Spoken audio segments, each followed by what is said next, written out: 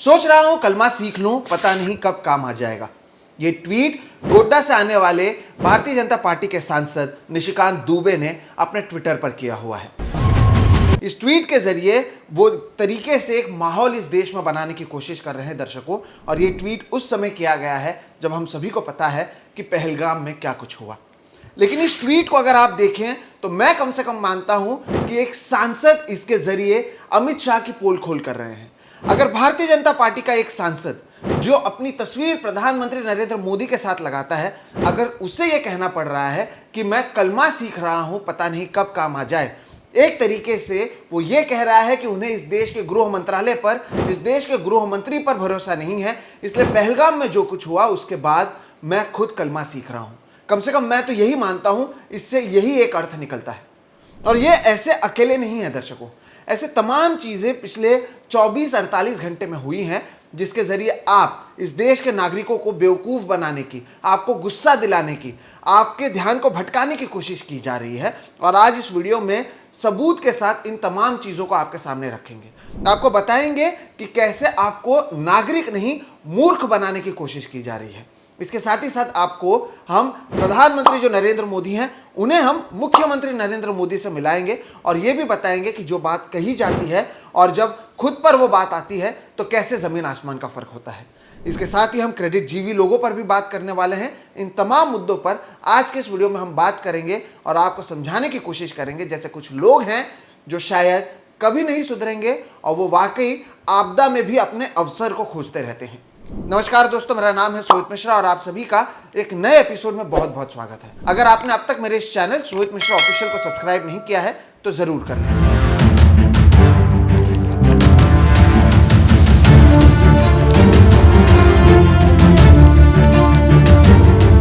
दर्शकों, शुरुआत में मैंने आपको निशिकांत दुबे के एक ट्वीट के बारे में बताया और बताया कि कैसे जानबूझकर वो इस देश में पहले से जो लोग गुस्से में हैं उनके बीच में और झगड़ा लगाने की कोशिश कर रहे हैं। आप सभी को पता है कि उन्होंने ये ट्वीट क्यों किया है और एक तरीके से इस देश के एक बहुत बड़े समुदाय पर वो सवाल उठा रहे हैं। लेकिन वो अकेले नहीं हैं जो ये कर रहे हैं दर्शकों। अगर आप ट्विटर पर जाएंगे, कल के भी वीडियो में हमने आपको भारतीय जनता पार्टी के छत्तीसगढ़ की ओर से जो गिबली इमेज इस्तेमाल किया गया था, अभी उसे डिलीट कर दिया गया है, लेकिन उसके ज़रिए एक जो महिला एक डेड बॉडी के बाजू में बैठी हुई थी, एक पीड़ित के बाजू में बैठी हुई थी जिसकी मौत हुई है, उसे लेकर भी राजनीति की गई और लिखा गया था धर्म पूछा जाति नहीं याद रखेंगे। यह अकेला ट्वीट नहीं था। यहाँ पर मैं आपको और बता दूं, भारतीय जनता पार्टी कर्नाटका की ओर से एक ट्वीट किया गया जिसे अब डिलीट कर दिया गया है और उसमें उन्होंने लिखा, हर बार जब राहुल गांधी देश छोड़कर जाते हैं कुछ ना कुछ देश में खराब हो जाता है।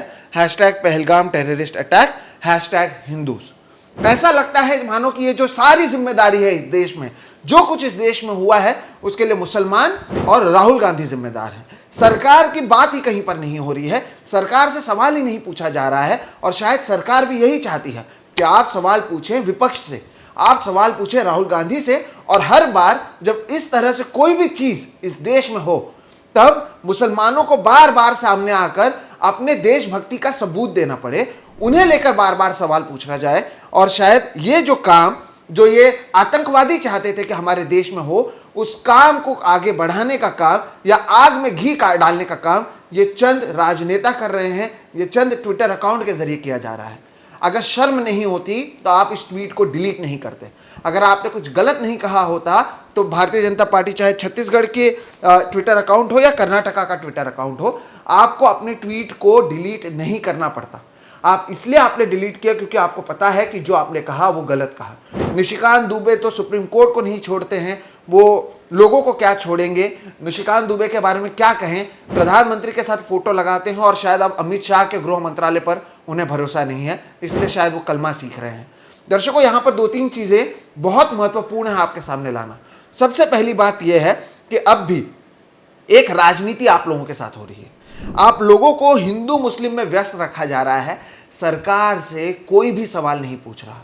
आपके सामने तमाम न्यूज़ चैनल के स्क्रीनशॉट्स में चलाऊंगा, उन तस्वीरों को देखिएगा और उसके बाद हम आगे बात करेंगे और आपको बताएंगे कि हमारे देश में वाकई हो क्या रहा है। दर्शकों, पहली तस्वीर आज तक की है, वहाँ पर लिखा गया है पहलगाम हमला पाकिस्तान पर फाइनल फैसला, इस तरह के एक टिकर को वहां पर चलाया गया है।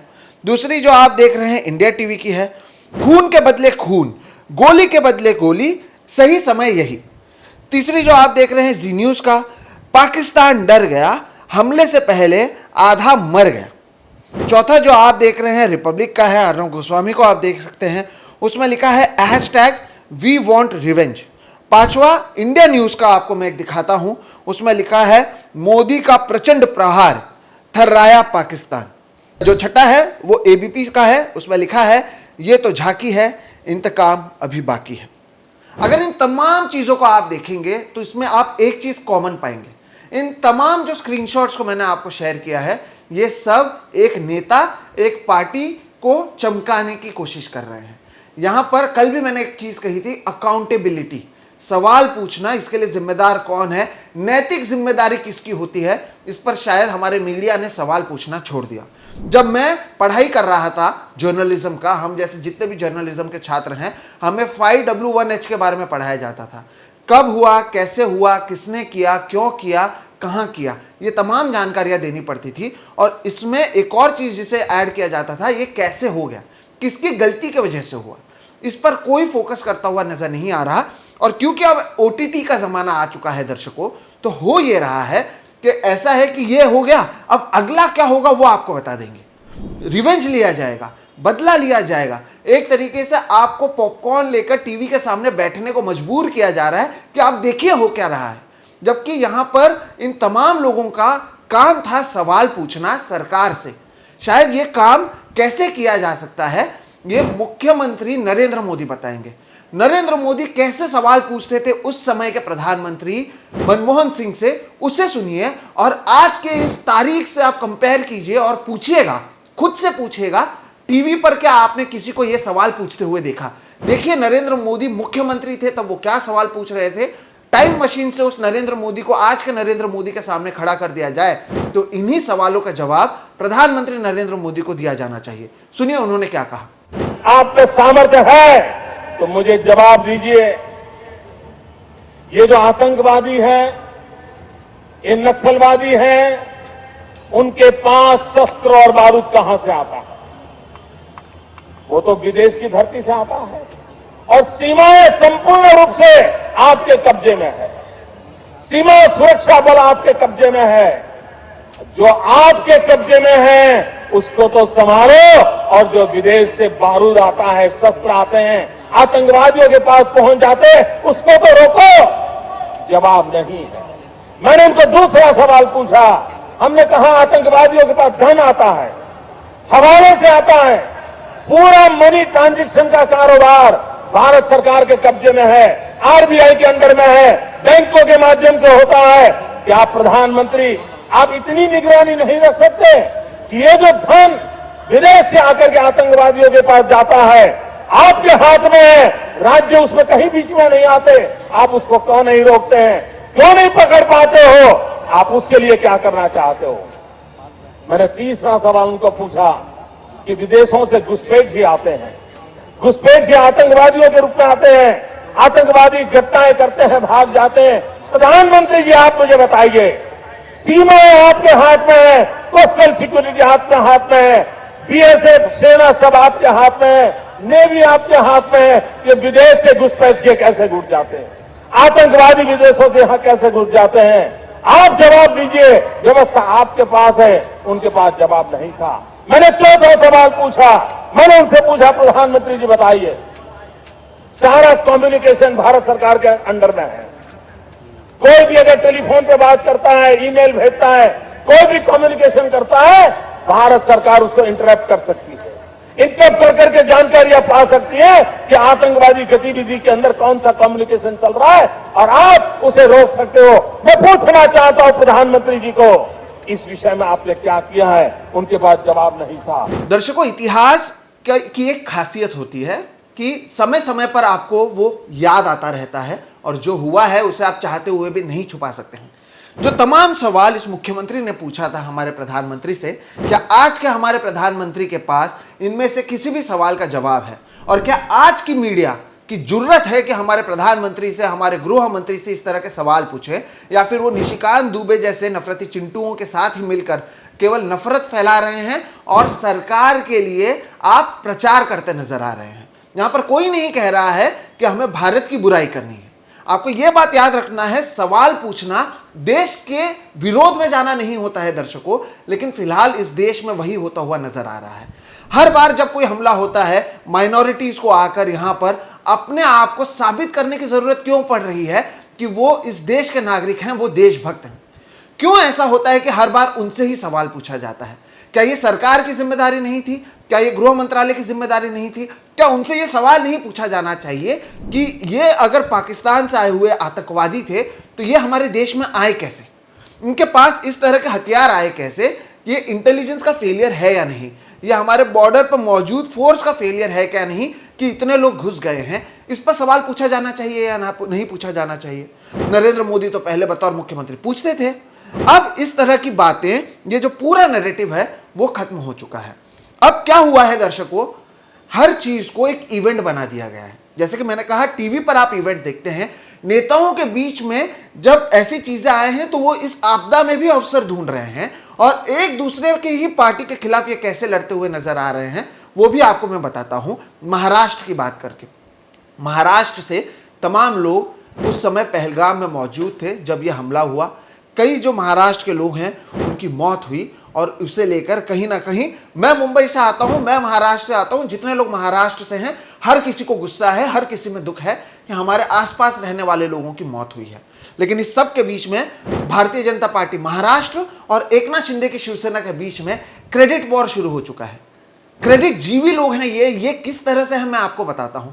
जब ये पूरा मामला हुआ और पता चला कि बहुत सारे महाराष्ट्र के लोग मौजूद हैं कश्मीर में जिन्हें वापस लाने की जरूरत है, तो देवेंद्र फडणवीस की ओर से जो उनके भारतीय जनता पार्टी से आने वाले मंत्री हैं गिरीश महाजन, उन्हें बुधवार सुबह श्रीनगर भेज दिया गया कि आप जाइए वहां पर और लोगों का ख्याल रखिए। जब वहां से लोग गए तो एकनाथ शिंदे ने भी अपने टीम से अभिजीत दरेकर, जो कि पर्सनल असिस्टेंट हैं श्रीकांत शिंदे के, और साथ ही साथ डोंबिवली से आने वाले राजेश कदम को भेज दिया। उसके बाद एकनाथ शिंदे खुद जो हैं चले गए, वो खुद पहुंच गए श्रीनगर लोगों के लिए। पहले से एक मंत्री मौजूद थे, दूसरे मंत्री चले गए। आपको लगेगा अरे अच्छी बात है कि इन्होंने किया तो उन्होंने भी किया, इसमें बुराई क्या है? लेकिन यहां पर क्रेडिट वॉर कैसे चलता है यह मैं आपको बताता हूं। देवेंद्र फडणवीस की ओर से एक स्पेशल इंडिगो फ्लाइट का अरेंज किया गया जिसमें 83 जो हमारे लोग थे महाराष्ट्र के जो वहां पर फंसे हुए थे उन्हें लाने का इंतजाम किया जा रहा था। अब उन्होंने किया तो एकनाथ शिंदे ने खुद union civil aviation minister Ram Mohan Naidu से बात किया और उन्होंने भी एक स्पेशल प्लेन अरेंज कर दिया क्योंकि वो वहां पर गए हुए थे, तो ये भी गए हैं, वो भी गए हैं। इतना ही नहीं, जब लोगों को लाया जा रहा था मुंबई, तब देवेंद्र फडणवीस ने उनके पार्टी से आने वाले जो 2 मंत्री हैं आशीष शेलार और मंगल प्रभात लोढ़ा, उन्हें मुंबई एयरपोर्ट पर रहकर इन तमाम इंतजामों पर ध्यान देने के लिए कहा कि जब लोग आए उनका स्वागत किया जाए, उन्हें किसी भी प्रकार की कोई परेशानी ना हो, इसका ख्याल रखा जाए। तो एकनाथ शिंदे कहाँ पीछे रहने वाले थे? उन्होंने गुलाब राव पाटिल और योगेश कदम को भी एयरपोर्ट पर भेज दिया और कहा कि आप भी वहां पर जाइए, आप भी देखिए कि किस तरह का इंतजाम हो रहा है। दर्शकों, ये क्या है? एक ऐसे समय में जब बतौर सरकार आप सभी को एक साथ काम करना चाहिए। हम इससे पहले वीडियो कर चुके हैं कि कैसे एक कोल्ड वॉर चल रहा है इन दोनों के बीच में, लेकिन क्या ये समय है उस कोल्ड वॉर को आगे ले जाने का? क्या ये समय है भारतीय जनता पार्टी की ओर से उस तरह से ट्वीट करने का कि राहुल गांधी जब देश के बाहर जाते हैं तो देश में बड़ा हमला हो जाता है? क्या ये समय है गिबली आर्ट के इस्तेमाल करने का? क्या ये गोदी मीडिया का समय है सरकार से सवाल ना पूछते हुए आप दर्शकों को भड़काने का, वॉर तैयार करने की बात करने का? और क्या ये समय है भारतीय जनता पार्टी के जो सांसद हैं निशिकांत दुबे, उनकी ओर से नफरत फैलाने का? क्या ये लोग वाकई देशभक्त हैं? क्या ये लोग वाकई आपके लिए सवाल उठा रहे हैं? मैं निशिकांत दुबे को यहां पर एक चैलेंज देता हूं, जिन लोगों के घर के लोग मरे हैं आप वहां पर जाकर कहिए कि सोचता हूं कि कलमा पढ़ लूं, और इस तरह की बातें आप जाकर कहिए, या वहां पर जाकर आप कहिएगा उनके परिवार वालों के आंख में आंख डालकर कि अगर राहुल गांधी जब देश के बाहर जाते हैं तब इस तरह से हमला होता है, और आप देखिएगा कि उनके परिवार वाले आपको क्या जवाब देते हैं। जिन्होंने अपनों को खोया है, अगर उसके नाम पर भी इस देश में राजनीति की जाएगी, इस देश में करोड़ों मुसलमानों को बार बार अपने देशभक्ति को साबित करने के लिए मजबूर होना पड़ेगा, तो आप आतंकवादियों जो चाहते थे कि ये देश बढ़ जाए, हिंदू मुस्लिम सोशल फैब्रिक यहाँ पर खराब हो जाए, आप उसमें मदद कर रहे हैं। आप शायद चुनाव जीत सकते हैं, आप पॉलिटिक्स में एक बार फिर से सरकार बना सकते हैं, आप फिर से सांसद बन सकते हैं, लेकिन आप लोगों के बीच में नफरत बढ़ा रहे हैं। ये बात आप भूलिएगा नहीं। इसलिए मैंने इस पर लिखा है कि ये सुधरने वाले नहीं है।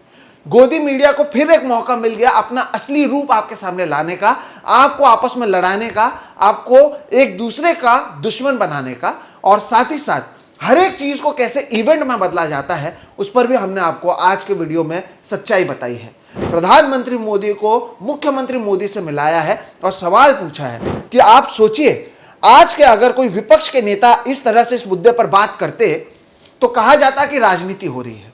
लेकिन हमारे देश के जो प्रधानमंत्री हैं, मुझे याद है 26/11 हमले के बाद ताज होटल के बाहर आकर उन्होंने सरकार से सवाल पूछा था, मनमोहन सिंह से सवाल पूछा था, साथ ही साथ इस पूरे मामले पर बातचीत की थी। उस समय शायद उसे राजनीति नहीं देशभक्ति कहा जाता था, लेकिन आज के सरकार से अगर आप अकाउंटेबिलिटी पर सवाल पूछते हैं तो आप राजनीति कर रहे हैं, इस तरह से पूछा जाता है। यहाँ पर सवाल वही है और लगातार ये सवाल पूछा जाना चाहिए, अकाउंटेबिलिटी किसकी है, किसकी नैतिक जिम्मेदारी है जिसकी वजह से इतने लोगों की मौत हुई है, इन मौतों का जिम्मेदार कौन है, इंटेलिजेंस फेलियर है या नहीं, हमारे गृह मंत्रालय के पास इसकी इंटेलिजेंस थी या नहीं। स्लोगन के चक्कर में मत पड़िए, असली सवाल पूछिएगा, क्योंकि जो लोग थे, हो सकता है कल मेरे परिवार के, आपके परिवार के, मैं आप कोई भी वहां पर हो सकता था, और ये जो कुछ लोगों को ये दुख आया है, ये दुख आपको और मुझे भी झेलना पड़ सकता था दोस्तों। इसलिए ये समय है बतौर देशभक्त सवाल पूछने का। मूर्ख मत बनिए, किसी पार्टी का प्रवक्ता मत बनिए, किसी विचारधारा का गुलाम मत बनिए, सवाल पूछिए। सवाल उन तमाम लोगों से पूछिए जिनसे पूछा जाना चाहिए, जो सत्ता में है, जिनकी जिम्मेदारी है जवाब देना। और जब आप सवाल पूछेंगे तभी आप एक सशक्त नागरिक बन सकते हैं। कम से कम ये सीख बाबा साहेब अम्बेडकर से लेकर जवाहरलाल नेहरू से लेकर महात्मा गांधी ने दी है, और हम उम्मीद करते हैं कि जो हम आपके सामने कह रहे हैं उन तमाम चीज़ों को आप समझेंगे, और इन तमाम चीज़ों को आप देख पाएंगे कि कैसे गोदी मीडिया अपना खेल कर रहा है, कैसे कुछ लोग सोशल मीडिया का इस्तेमाल कर रहे हैं, और कैसे क्रेडिट लेने की होड़ नेताओं के बीच में मची हुई है। इस सब के बीच में मुख्य सवाल यह है कि क्या वाकई किसी को उन तमाम जो हमारे विक्टिम्स थे, जो हमारे भाई बहन थे जिनकी मौत हुई है, उसके बारे में वाकई किसी को पड़ी है या नहीं, ये सबसे बड़ा सवाल है। इसके बारे में सोचिएगा ज़रूर। फिलहाल इस वीडियो में इतना ही दर्शकों। मेरा नाम है सोहित मिश्रा, इस चैनल का नाम है सोहित मिश्रा ऑफिशियल। हमारी कोशिश यहाँ पर आपके सामने उन तमाम सच को लाने की है जिसके बारे में बात करने से लोग कतराते हैं, लेकिन जिस पर बात करना ज़रूरी है। वीडियो पसंद आए तो इसे लाइक करें, दूसरों के साथ साझा करना ना भूलें। साथ ही साथ अगर आपने अब तक मेरे इस चैनल को सब्सक्राइब नहीं किया तो वो भी कर लें। आपने देखा हम किस तरह से बात करते हैं। फिलहाल आप मुझे दीजिए इजाज़त। नमस्कार।